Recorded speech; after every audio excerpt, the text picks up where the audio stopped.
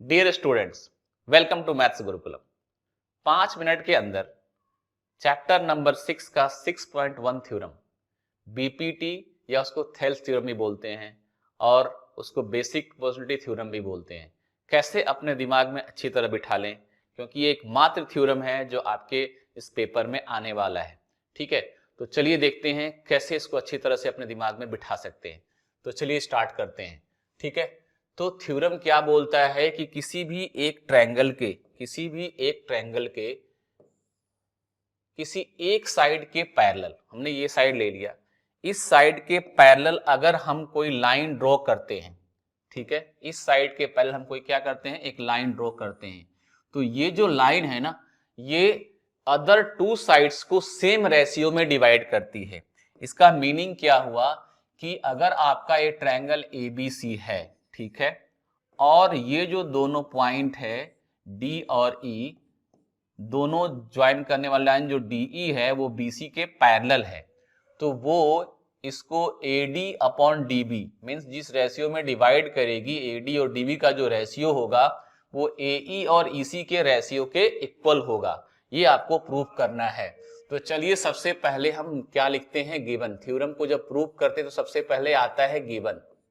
Given क्या है आपके पास में कि we have a triangle ABC, let ABC be a triangle, be a triangle and और क्या है, DE parallel to BC, DE parallel to BC. ये आपके सामने गिवन है, ध्यान रखना।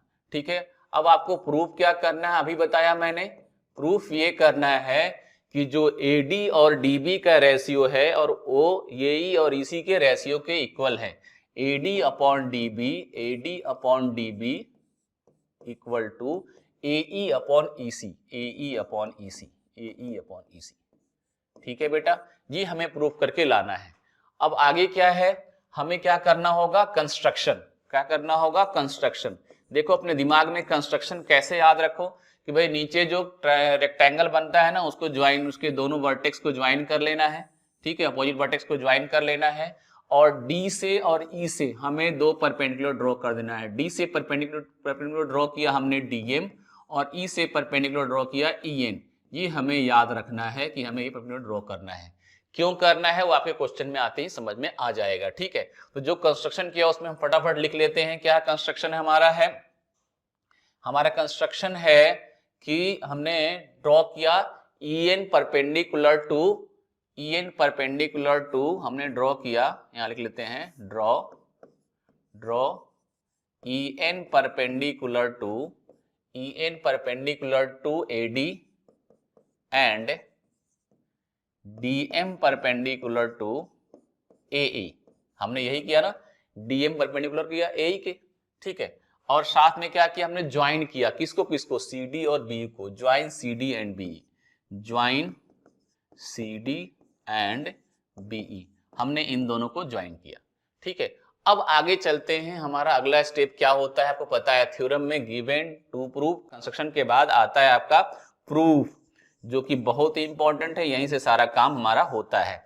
देखो इस प्रूफ में बहुत ही आसान है, बहुत ही आसानी से इसको प्रूफ कर सकते हैं, बहुत ही केयरफुली देखना। आपको जो प्रूफ करना है वहीं से आपका प्रूफ निकलेगा। जैसे आपके पास एडी है ना, तो एडी से रिलेटेड ट्रायंगल ढूंढो। एडी वाला ट्रायंगल कौन सा दिख रहा है, एडी दिख रहा है आपको, एडीई दिख रहा है, तो हमने लिखना है area triangle ADE, area triangle ADE लिख लिया। इसके बाद क्या है, डीबी है, तो डीबी वाला ट्रायंगल ढूंढो, डीबी वाला। ये ट्रायंगल दिख रहा है डीबी वाला, देखो मैं इसको कट लगा रहा हूं ऐसे,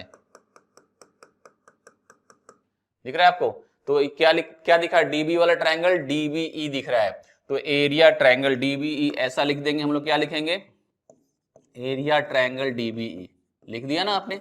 ये लिखने के बाद अब इस दोनों का एरिया लिखना है। एरिया का फॉर्मूला क्या होता है आपको पता है, एरिया इक्वल टू होता है half into base into height. देखो यहां दो चीजें समझने वाली है, पहले एक चीज समझाता हूं कि ये क्या आपका ये ट्रायंगल है, इस ट्रायंगल में ये अगर नीचे वाला बेस है तो ये वाला हाइट होगा, ये परपेंडिकुलर ड्रॉ किया है तो। ठीक है, बात को ध्यान से समझना, यही यहां इस्तेमाल कर रहे हैं कि ये ट्रायंगल इसको ऐसा बनाया हुआ है, हमने ये वाली हाइट ली है तो ये वाला बेस बन रहा है हमारे लिए।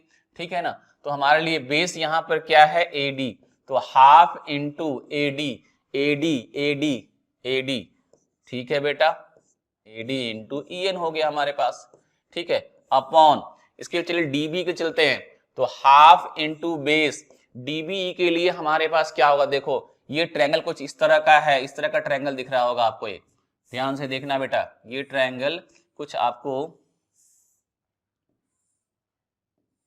इस तरह का दिख रहा होगा, ये आपका जो है डीबी है, ये आपका डीबी है ऐसे, और यहां से आपने परपेंडिकुलर डाला है, ये वाला ईएन दिख रहा है आपका, क्या दिख रहा है, ये ईएन, ये आपका ईएन है, यहां पर आपका जो परपेंडिकुलर में ये वाला एन है, ये वाला पोर्शन है ई, ठीक है, तो बीडी का ये वाला ईएन है, तो यहाँ पे क्या फॉर्मूला होगा, हाफ इंटू बेस, बेस होगा बीडी और ये हाइट होगा EN, half into BD into EN, ठीक है, अब कैंसिल करो, हाफ से हाफ कैंसिल हो गया और ईएन से ईएन कैंसिल हो गया, यहां क्या मिला आपके पास, area ADE upon area DBE equal to मिला आपको एडी अपॉन डी बीडी। देखो हमने ये चीज अपने आप के लिए निकाल लिया, ठीक है, इसको इक्वेशन नंबर 1 मान लेंगे, ठीक है।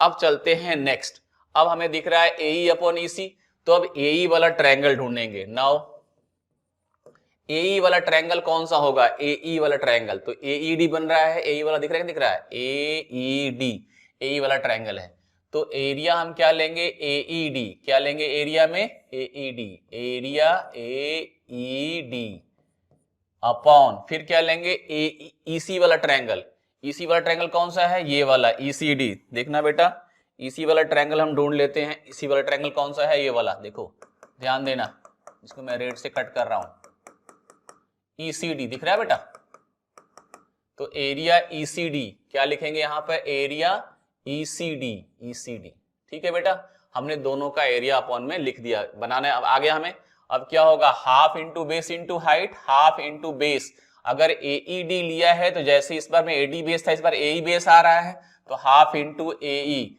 इंटू हाइट क्या होगा, डीएम, डीएम, ठीक है बेटा, और फिर इस बार हमने कौन सा लेना है, ईसीडी, ईसीडी में ठीक है ऐसा वाला केस बन रहा होगा, देखो ये वाला परपेंडिकुलर है, इसके लिए दिख रहा है, ठीक है ना, डी ईसीडी के लिए, तो half into base into height, हमारा बेस कितना है बेटा यहाँ पर, तो बेस है हमारा एई, सॉरी बेस है हमारा ईसी, ईसी बेस है हमारा ईसी इंटू हाइट क्या होगा हमारा, डीएम, डीएम, देखो डीएम से डीएम कैंसल, हाफ से हाफ कैंसल, तो क्या आ गया बेटा, area AD AED upon area ECD, area ECD equal to मिल गया एई अपॉन ईसी।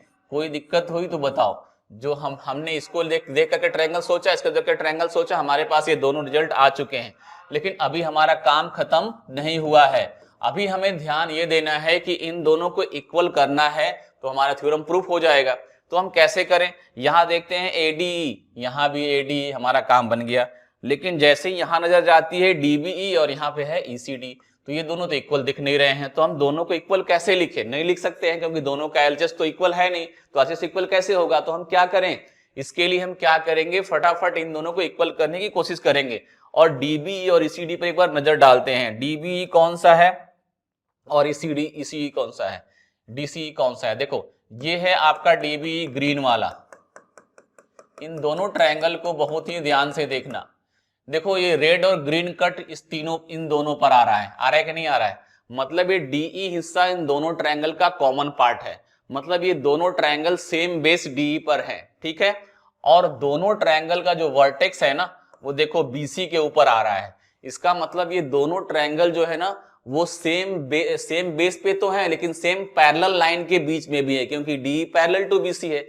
तो यही चीज यहां यूज करेंगे, और 9th का एक थ्योरम था उसका यूज करके हम लिख पाएंगे, क्या लिखेंगे यहां पर कि एरिया जो डीबीई है, एरिया आपका डीबीई है, डीबीई वो एरिया किसके इक्वल है बेटा, एरिया डीईसी के इक्वल है, एरिया डीईसी के इक्वल है, क्यों इक्वल है, ये एरिया क्यों इक्वल है, क्योंकि हम क्या देखते हैं कि both triangle are on same base, वो बेस क्या है बेटा, तो डीई, सेम बेस क्या है, डीई, सेम बेस क्या है, DE, and between same parallel, between same parallel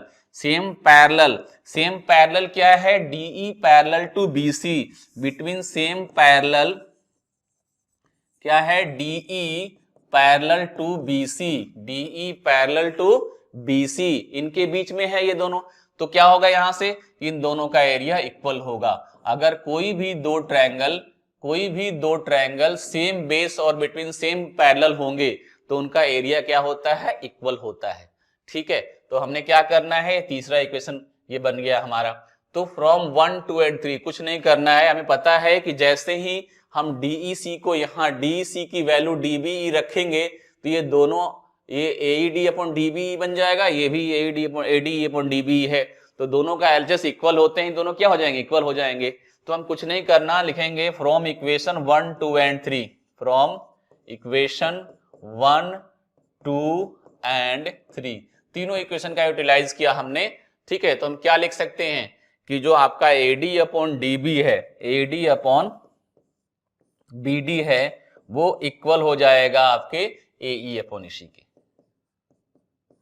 और सेम वे में हम अदर पार्ट के लिए भी ऐसे प्रूव कर सकते हैं, हम उसे करने की जरूरत नहीं है।